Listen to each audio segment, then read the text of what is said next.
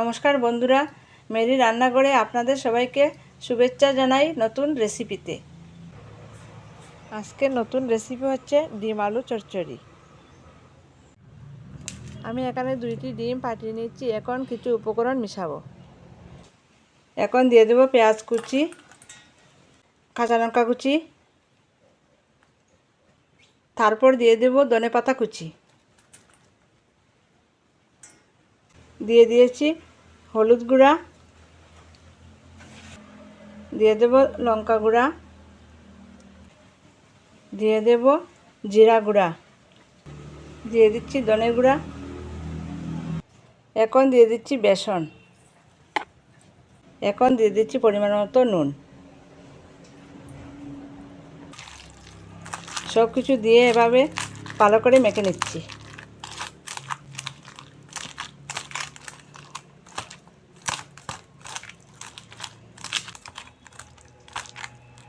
আমি এখানে ডিম আলু চচ্চড়ির জন্য বড় বড় 2টি আলু লম্বা লম্বা করে এভাবে কেটে ধুয়ে রেখেছি। এখন কড়াইতে দিয়ে দেব তেল। তেল গরম হয়েছে, এখন দিয়ে দেব বড়া।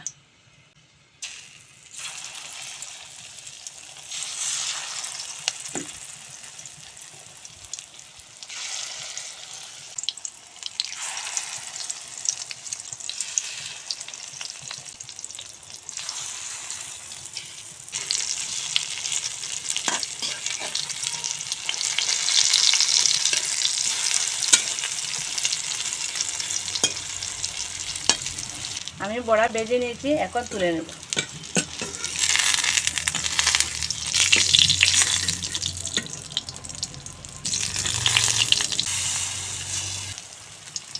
সবগুলি বড়া এভাবে ভেজে নেব।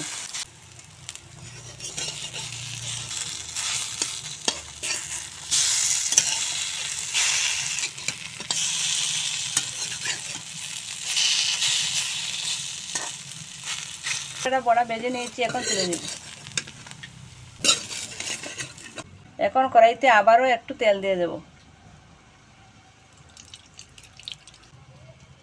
এখন দিয়ে দিচ্ছি পেঁয়াজ কুচি, দিয়ে দিচ্ছি হলুদ গুঁড়া, জিরা গুঁড়া, লঙ্কা গুঁড়া দিয়ে এখন কষিয়ে নেব। এখন দিয়ে দিচ্ছি আগে থেকে বেটে রাখা আদা রসুন। এখন দিয়ে দেবো টমেটো পেস্ট। এখন সামান্য জল দিয়ে মশলা ভালো করে কষিয়ে নেব।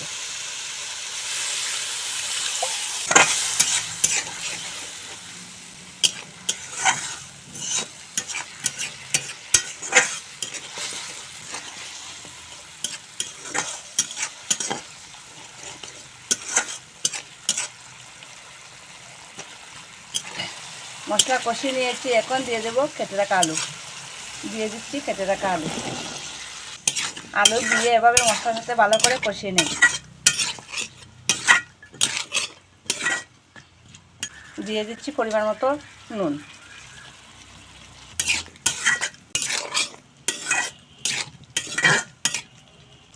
ঢাকা দিয়ে 2 মিনিট পর পর আলু এভাবে নেড়ে দিচ্ছি।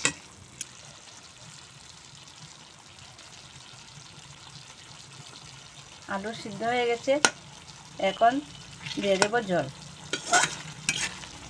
এখন দিয়ে দিচ্ছি পরিমাণ মতো জল।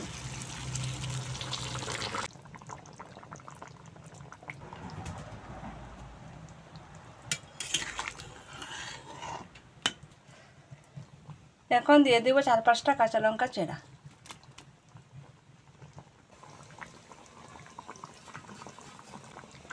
এখন দিয়ে দিচ্ছি ধনেপাতা কুচি।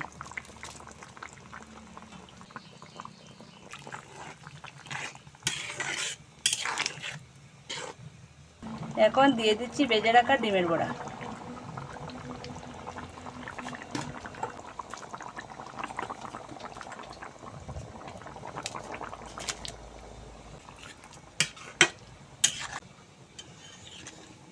বানিয়ে নিয়েছি ডিম আলু চচ্চড়ি।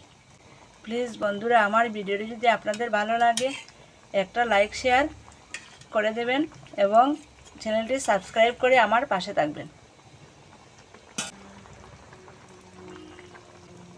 এখন গরম মশলা গুঁড়া দিয়ে নামিয়ে নেব।